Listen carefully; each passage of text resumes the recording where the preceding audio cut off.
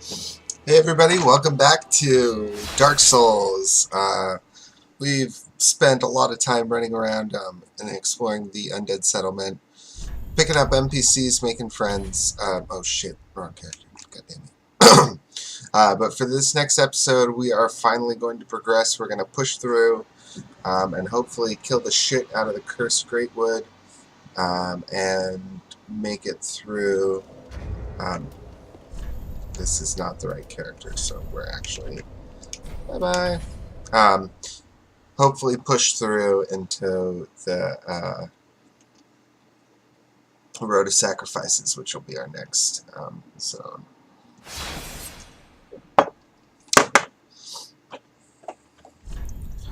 Turn the music back on.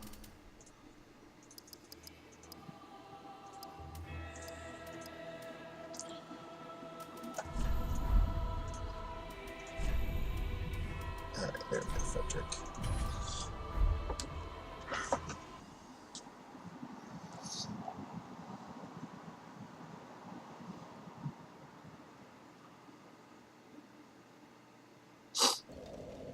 Alright, let's do it.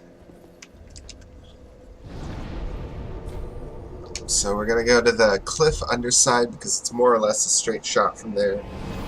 We should be able to run past all of the enemies and get right up on him.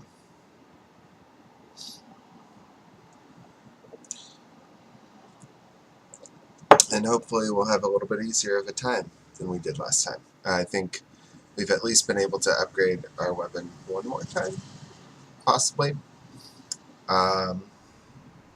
So yeah.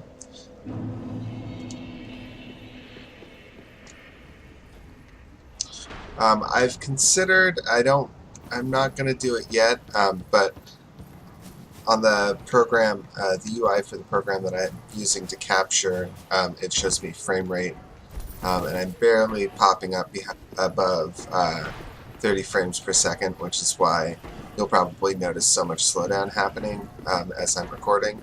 I might have to knock down the settings a little bit. Like, these areas aren't so bad, but once we get into a little bit more graphically intense areas, like ethereal and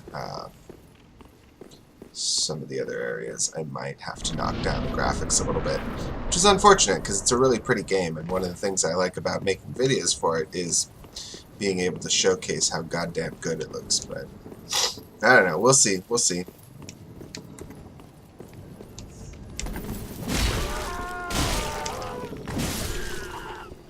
Eat it!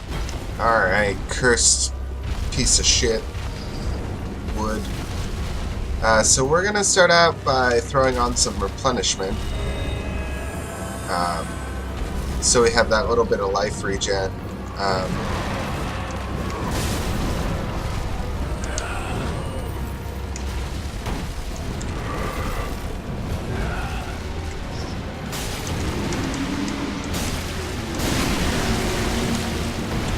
There's one weak spot down.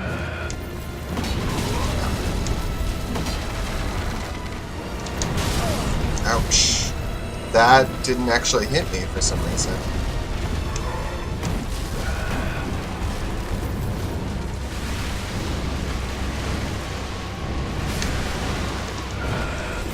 Ow. Fuck.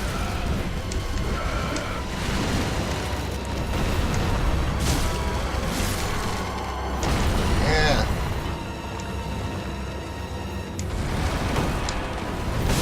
Ow. No, that still didn't hit me. That's so weird. There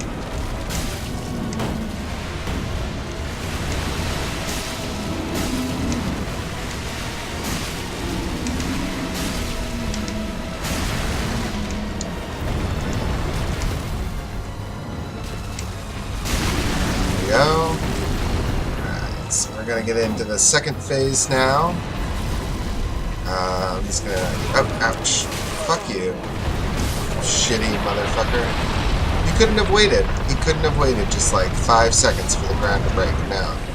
Just had to go for it right there. Alright, so now we have a shitty hand to contend with. Ah!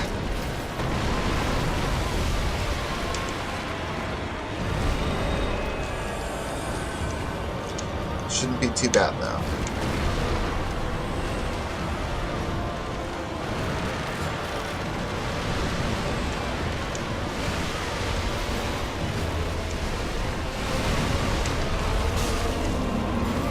Ow!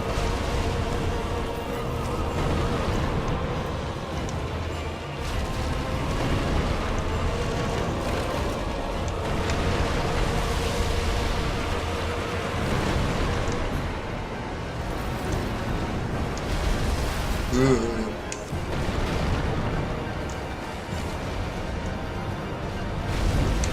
Ah, god damn it.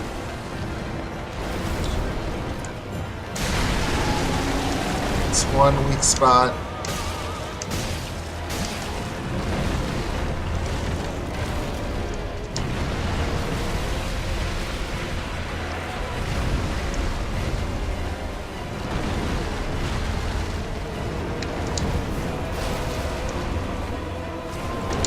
Ah.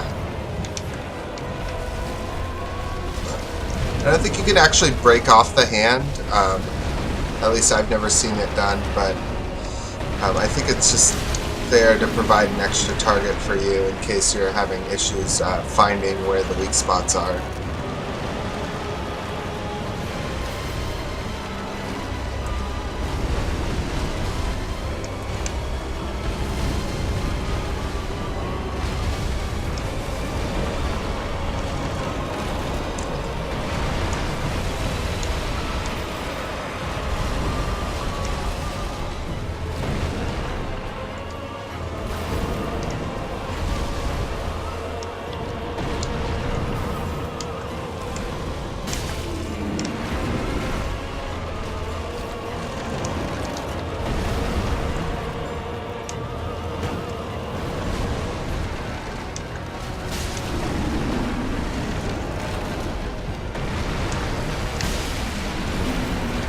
So far, so good. We've only had to drink Estus once, which is nice. It rolls back up. We'll be able to get a couple more hits in on that weak spot. Oh god! Roll, roll, roll!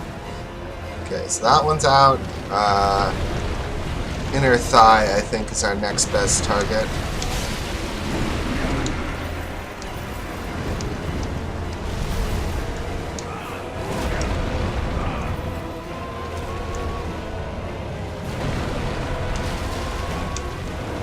Ow! Fuck, fuck, fuck.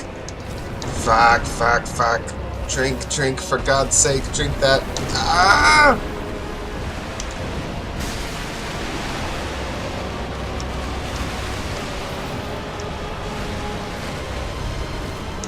Throw replenishment back on. Replenish our replenishment, as it were.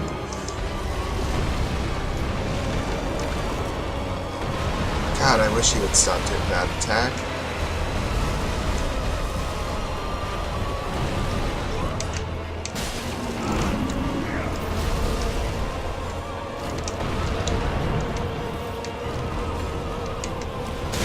There we go. Just... There! Ha! Suck it! Yeah! Curse Rod no more. Nice. So that's that. So from him, we will get the Transposing Kiln, which will let us do things with boss souls, which is cool.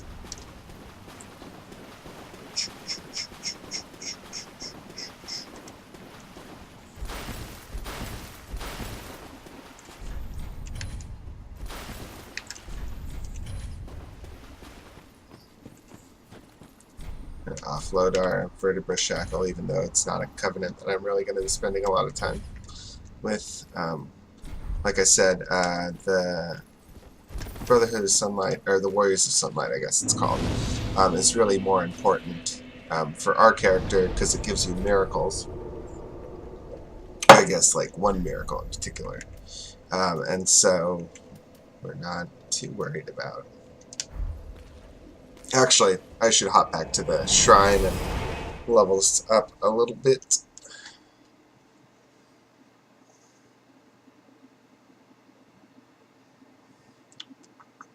That wasn't so bad, though. So far, I've been able to solo every boss, which is pretty cool.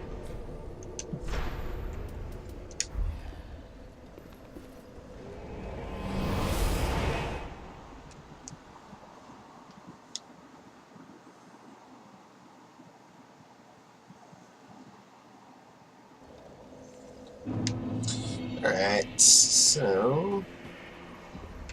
where's our maiden? Hello, maiden. Well, speak thine heart's desire. I will indeed. Well, then take note. I desire... we're pretty good on faith. I might start dropping points into strength now. Even though it's not going to affect our deep axe at all, it will, if we come across an item particularly that we want to use, it'll open up that ability for us, which is important because as much as I like the deep axe, Jesus, these frame drivers. As much as I like the deep axe, it's working well for us. I would also like to be able to use other things. We'll give the transposing kiln to Bloodleth. For I am a lord, and this is my throne. He also doesn't have feet, which is kind of sad. Oh, belike it is a transposing kiln in thy possession, seen better days. Now, transposition is the art of extracting and coalescing the essence of a soul. In transposing a twisted soul, its truth, thy purpose, is to seek lords. So what we have access to right now is the Hollow Slayer Greatsword, which isn't really going to make any sense for us because we're not really going to be putting a lot of points into dexterity. The Demon's Great Axe, which we don't have access yet, but we will, which might be useful, except you need to put points into intelligence, so that doesn't really make sense. Vort's Great Hammer, which could be interesting. It's a powerful weapon, that's for sure, so might be useful for us. Arster's Spear, which we're not going to be using, just because it's also a dexterity-based weapon, doesn't make sense to put points in for it. And then the Demon's Fist, which is kind of a strange weapon, but we might end up using it. I don't know. Probably not. It looks like, even though it scales with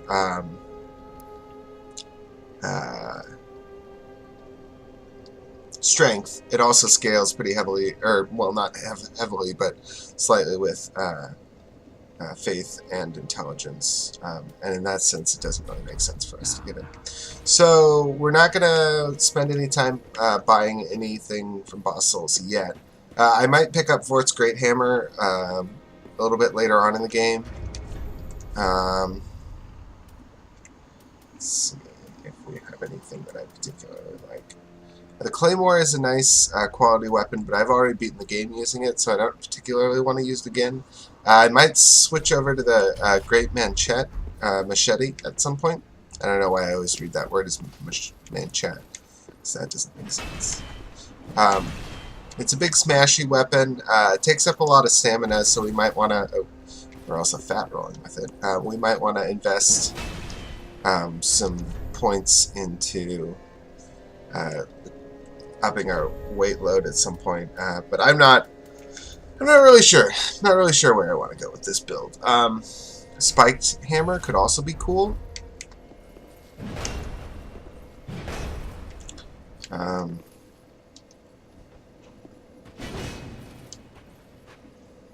It's got some cool movesets.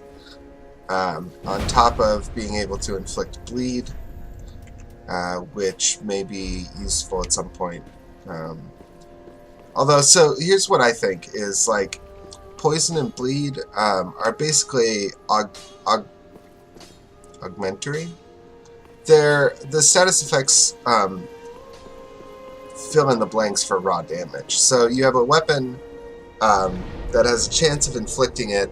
The more hits you get in on the enemy, then the more their bar builds up, similarly to if we're hit by a thing that inflicts bleed or poison, our bar builds up. And when that bar is all the way full, then the status effect triggers. Similarly to us, and each enemy has different resistances and different size bars, obviously. So the most effective way to get that status effect to trigger is to have a fast weapon that gets in a lot of strikes, right? So like a rapier or a dagger, short sword, or not a short sword, but a straight sword is what they're called in this game. And so it's weird, like even the katana has a pretty good chance of inflicting it fairly regularly. What I don't understand is the bigger weapons, so like your great hammers, your, you know, things like that, why they have a chance to bleed, because the actual chance that that bleed is going to hit, there are a couple of ultra great swords, I think, with bleed as an auxiliary effect. Like, the chance that that is actually going to go off is incredibly low, because it's a bigger weapon. You're going to be hitting slowly. The status effect isn't going to build up that much, and on top of that, you're doing more damage anyway, so it doesn't really matter even if it does hit. Which is why things like the spiked great club are a little bit odd to me. They don't really make a lot of sense. That's just my way of thinking about it. So we are going to speed past this area, hopefully with little to no incident. And we are going to,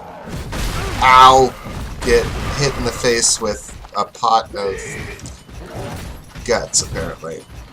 No, we're going to encounter one of our, I think he's probably, or she, they, is one of the first mid-level bosses we'll fight.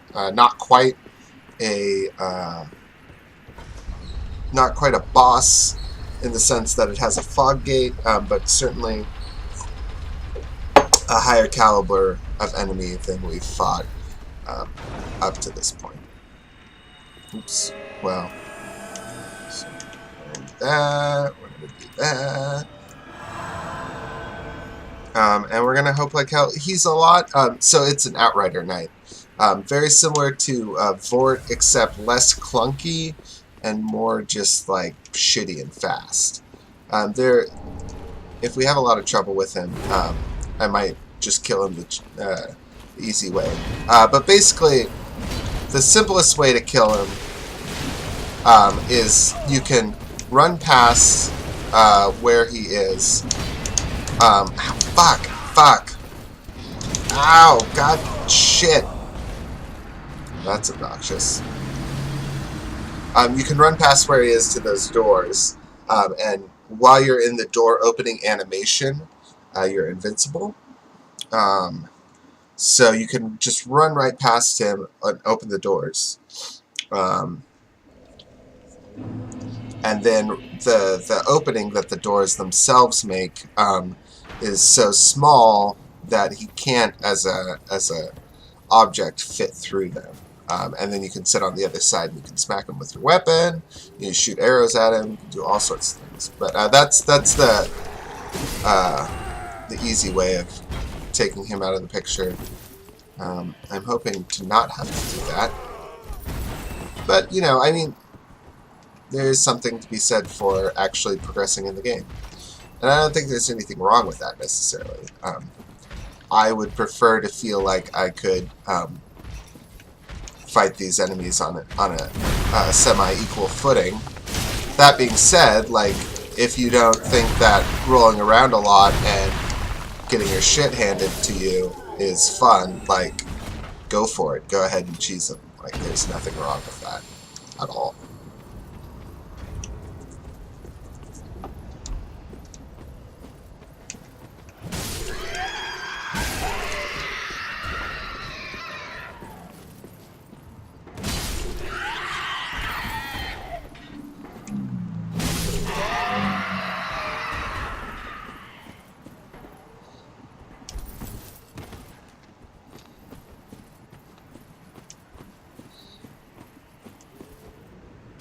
Okay, this time not going to get hit by a pot.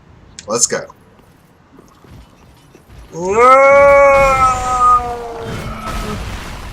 Good job not getting hit by a pot, Frederick.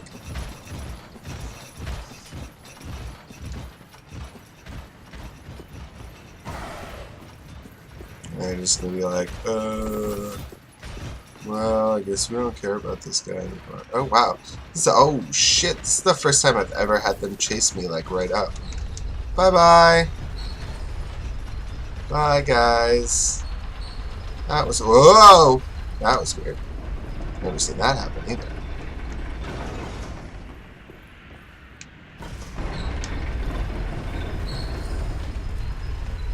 Weird. That's really weird. Really weird.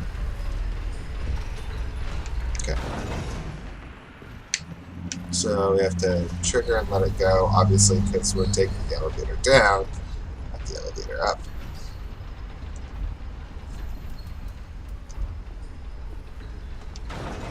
Alright.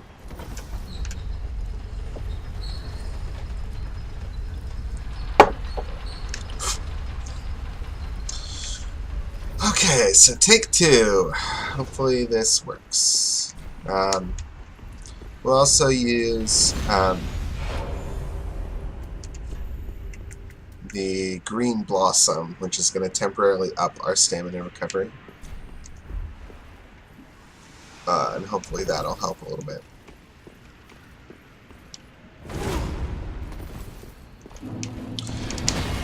I think the big thing with this guy is it's really easy to get overwhelmed by him, and you just have to not, like, get too greedy. Because, I mean, like, he's definitely not... fucking shit! He's definitely not an easy, like, mid-boss. But he is pretty overwhelming, and he can seem like a lot if you don't stay on top of him. I've never actually killed him by myself without cheesing him. I might actually do that if this doesn't work this time.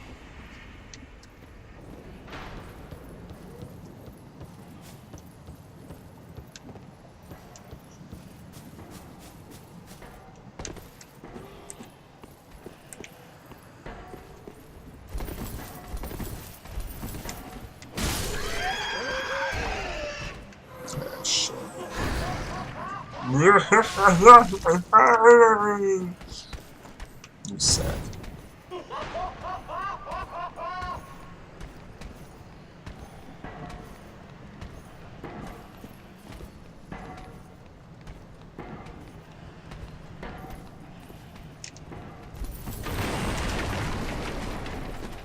Alright, no getting hit by pots this time either. And dodge 1. Dodge 2. Keep on running.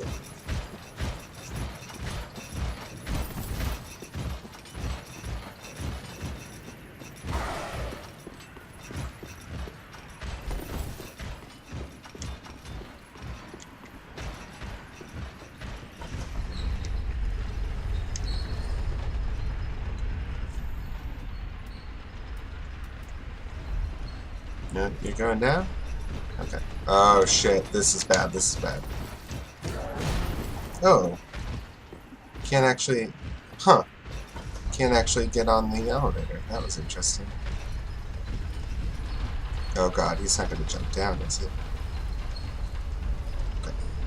Alright, Outrider Knight, take 3.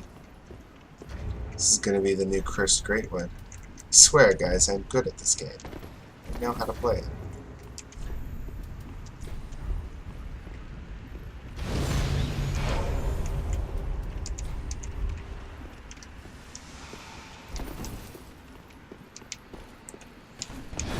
Ah! Okay, I definitely want to recover my souls first before I even fight you. So, just chill out. Get it? Chill out, because he's got a frosty sword. It's maybe not as funny as I was hoping.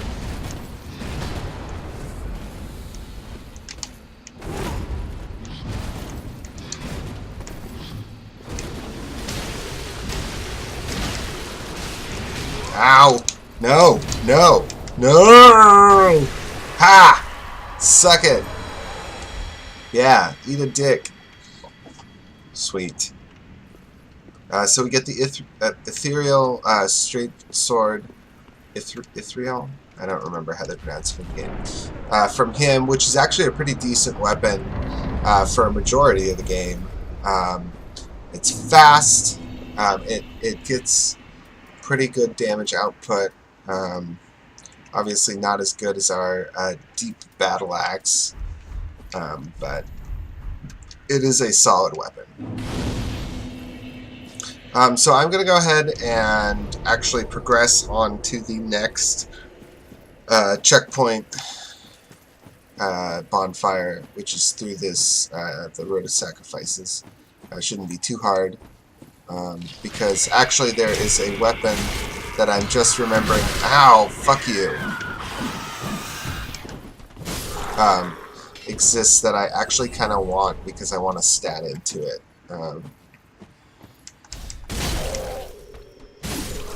Also, there are just these like creepy crow people. Well, that's cool.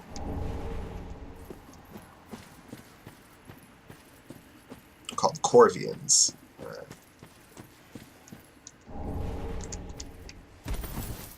They've got all sorts of creepy stuff. Got the big knife and the scythe, and they cast pyromancies without a pyromancy flame somehow. Good stuff, good stuff. So I see you over there. I see you, item. Heal ourselves real quick. They're not terrible if you can just like kill them in one go, but they do get tricky if you leave them alive. For the simple reason that they're really erratic, as you can tell with their movements, and frenzied. And because of that, they're more tricky to fight than normal enemies. Poison sound. Now this motherfucker. These guys with staffs can be pretty awful too. Generally speaking, if you see guys with staffs around the other Corvians, you want to take them out first. Because they Corvians, when you come across them, are for the most part non-aggressive until you activate them by attacking them or something. However, if a guy with a staff sees you first, then he'll do this big like screechy thing, and it'll wake up all of the Corvians in the vicinity, which makes your fight significantly harder. Oh, hey there. It's Maneater Melinda, or Matilda, or whatever her name is. This is the weapon that I wanted, by the way, the butcher's knife. Ow. That tracking, though. Ah, hey. You can't just kick me. Oh yeah, I can do that too.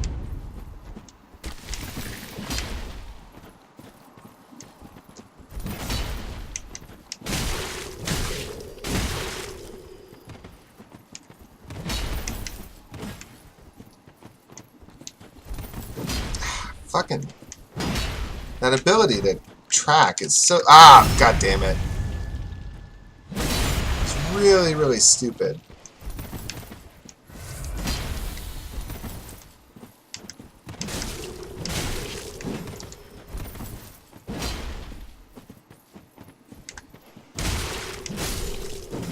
When I talk about tracking on a weapon or an attack, just in case you're not familiar with the term, essentially it means how much the attack turns to meet where your character position is when the attack is triggered. See, this is going to be so good for us. It's got a low base for the physical attack power, but an A scaling, which means it's really high scaling, which means we'll get more out of pouring strength into it.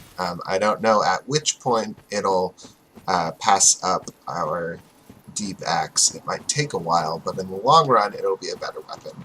It also has the Sharpen weapon art, which is similar to our Battle Axe, except it also has the effect of restoring health with every combo attack. So essentially every attack that you land past the first one is going to restore a little bit of health for us. So, see that thing right there that he just did. Stop it. That is bad news for us. Luckily, there aren't a whole bunch of guys around here, so it's not too bad. But there are definitely some specific situations later on in the game. There, that's what I'm fucking talking about. Oh, what the shit? I don't even know what that was that I was doing. Oh, that's the edge of the world. Okay, let's try and not die. Oh, one of them fell off the edge. That was kind. It's very nice of him to do that.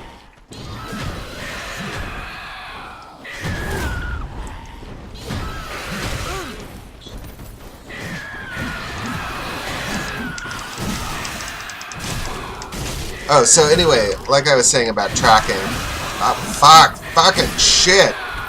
An attack with high tracking, or a lot of tracking, would turn to meet you as you try and dodge around it, like that two-handed smash that she was doing with the cleaver, whereas a weapon with a low amount of tracking would attack only in the direction that it was triggered in, and not turn to follow whoever you're targeted on.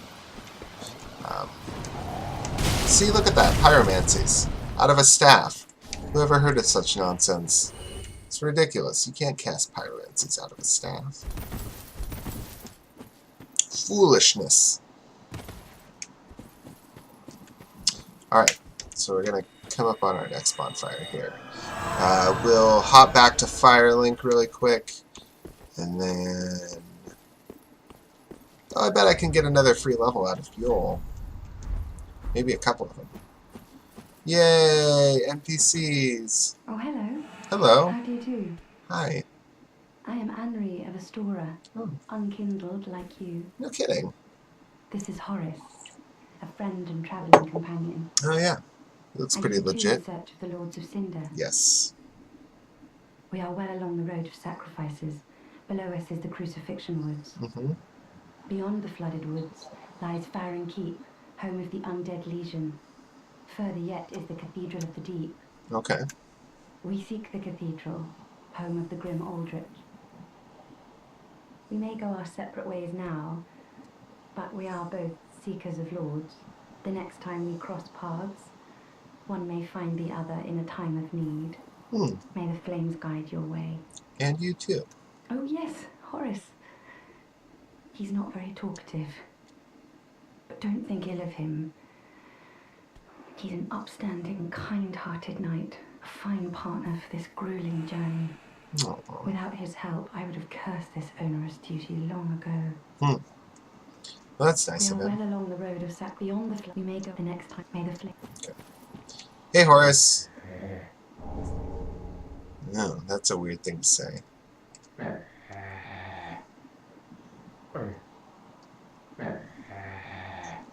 Okay, so we're gonna hop back to Firelink and then we'll end this episode. From them, we get there's a NPC questline that you can follow that actually leads you to one of the endings. We're not going to do that because I got that ending already. But Anri will be a NPC summon in the next couple of boss fights that we'll see. Most notably Aldrich, and I think Deacons of the Deep you can summon her in for. You're an unkindled, aren't you?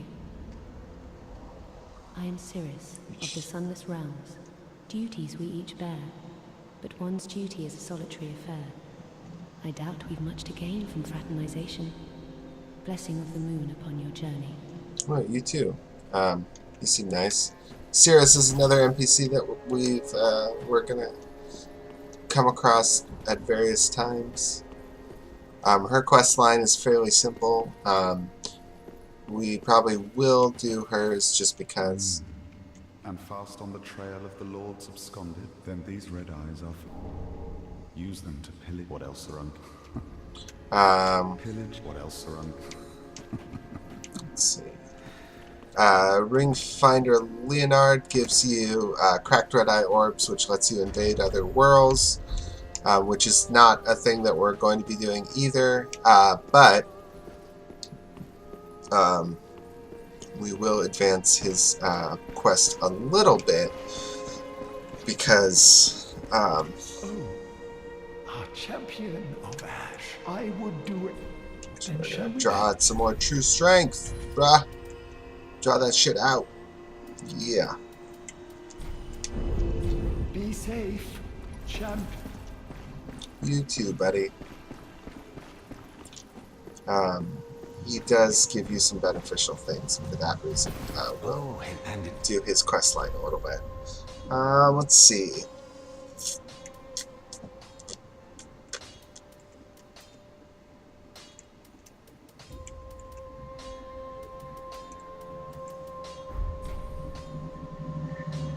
Goodbye. I think I have really anything from him that I need. What? So Butcher's... that's another nice thing. So the Butcher's Knife only takes regular Titanite to upgrade, which makes it kind of better than, like, say, a special weapon that would take Twinkling or Titanite Scales. So we'll be able to upgrade this continuously as we progress. It's going to take 24 strength. That's a lot. Oh, both of these take the same amount of strength. Interesting. That A scale, though, I have the distinct feeling that it'll pay off in the long run. So let us see if we can't get one more level out of our souls, and then we'll cut it. So I'm gonna drop some more. Oh man, we're so close. Do I have a consumables, souls? Yeah, this should be enough to push us over.